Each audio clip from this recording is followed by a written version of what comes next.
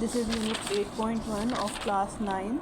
غازی کا روز نامچہ. غازی ایک لڑکا تھا جو کہ پہلے گاؤں میں رہتا تھا، پھر شہر آ گیا تھا، تو اس نے اپنا پورا روز نامچہ لکھا تھا. تو اس کی سمری آپ لوگوں کو بتاتی ہوں short. In this lesson the pages of the diary of a man named Ghazi are given.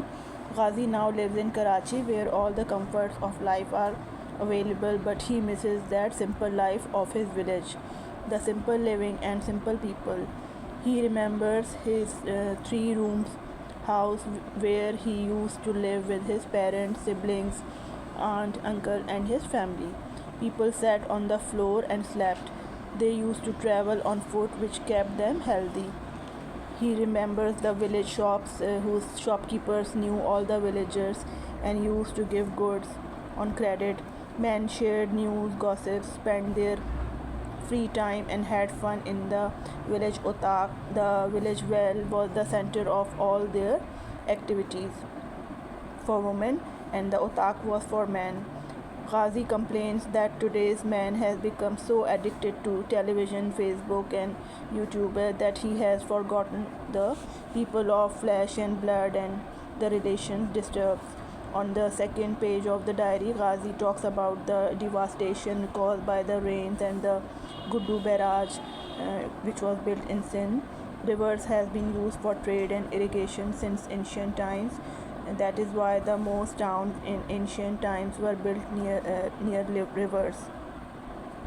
Men learned to control rivers by building barrages. Barrages store flood water and provide us with water all years around. Guddu barrage is one of the largest barrages in Pakistan. It was built on the river Indus. Its length is 1,355 kilometers. 1.2 million cusecs of water, flood water can pass through it. It has 3 main canals, 2 on the right bank and 1 on the left bank. Most of the area of the barrage is in Sakkar and Jacobabad districts and Sindh, but some parts is also in Kalat division of Balochistan. It has also been the most difficult to complete. Finally, to avoid the rain disasters and to supply water all around, Ghazi advises the government to build more barrages. So this is a nice chapter.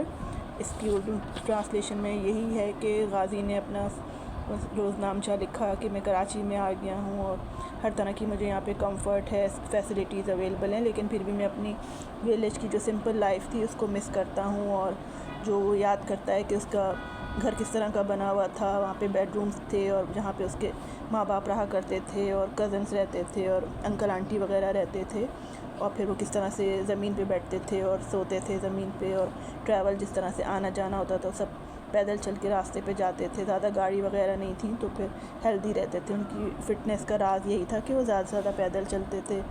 اور پھر اس نے یاد کیا کہ کس طرح shop keepers اور دکان والے جو تھے وہ سارے دکاندار ایک دوسرے سے اچھی طرح سے بات کرتے تھے اور ادھار تک دے دیتے تھے، اور ولیجرز ان کے پاس بیٹھ کے خوب دیر تک باتیں کرتے تھے، گوسپ کرتے تھے. اور ولیج کے لوگوں کے لیے ایک اوتاک بھی بنائی گئی تھی جہاں پہ سارے آدمی رات کو جمع ہوتے تھے، اور وہاں پہ تمبورو وغیرہ میوزک چلتا تھا اور اس پہ بیٹھ کے وہ باتیں بھی کرتے تھے فری ٹائم میں، اور گوسپ بھی کرتے تھے، اور سیاست پہ اور موسم پہ سب طرح کی باتیں وہاں پہ کی جاتی تھیں.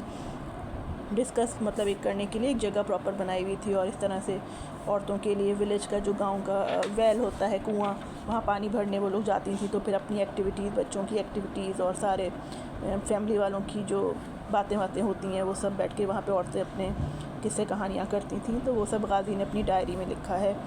اور ایڈکشن نہیں ہوا تھا وہاں کے لوگوں کو اتنا سوشل میڈیا کا یا ٹیلی ویژن کا یا ریڈیو کا، تو پھر وہ ساری باتیں جو ہے وہ دہرا رہا تھا. پھر سیکنڈ پیج ڈائری میں لکھا اس نے کہ کس طرح سے پھر مشکلات بھی تھیں وہاں پہ، کہ رین ہوتی تھی، بارش، تو پھر سیلاب آ جاتا تھا تو کافی پریشانیاں ہوتی تھیں، تو اس سے بچنے کی ضرورت تھی. اور گڈو بیراج کا بھی بتایا ہوا ہے کہ وہاں پہ گڈو بیراج بنایا گیا تھا اور اتنا وہاں پہ پانی اسٹور ہو سکتا ہے، اور اس طرح سے یہ بیراج بہت پرانا ہے اور اس کی لینتھ اتنی ہے، اور کس طرح سے یہ فائدہ مند ہے. اور انڈس ریور پہ بھی موجود ہے یہ، اس کا حصہ انڈس جو دریائے سندھ ہے بڑا سکھر کا، اس نے ذکر کیا ہوا ہے، جیکب آباد کا اور بلوچستان کا، ان سب علاقوں کا ذکر کیا ہوا ہے. اور ایڈوائز کی ہے کہ گورنمنٹ کو کہ اور زیادہ بیراجز بنائے تو فائدہ مند ہوں گے، کیونکہ جو ہے وہ سیلاب اور بارش کی تباہ کاریوں سے بچ سکتے ہیں. تو یہ جو ہے وہ چیپٹر ہے، اس کے کمپلیٹ ہو گیا ہے. تقریباً 9 کے سارے چیپٹرز کمپلیٹ ہو گئے ہیں. 8.1 تک کے تھے تو میں نے اس کے جو آپ کو ورڈس میننگ کرا دی ہیں، ٹرانسلیشن ہو گئی ہے، MCQ اور شارٹ کویسچن آنسرز ہو گئے ہیں. تو اس کی آپ لوگ اچھی طرح یاد کریں، پریپریشن کریں اور بورڈ کی پریکٹس کریں، چیپٹر ریوائز کر لیں تو پھر آپ کے اچھا سا پیپر ہو جائے گا اور نمبر فل آئیں گے. اوکے.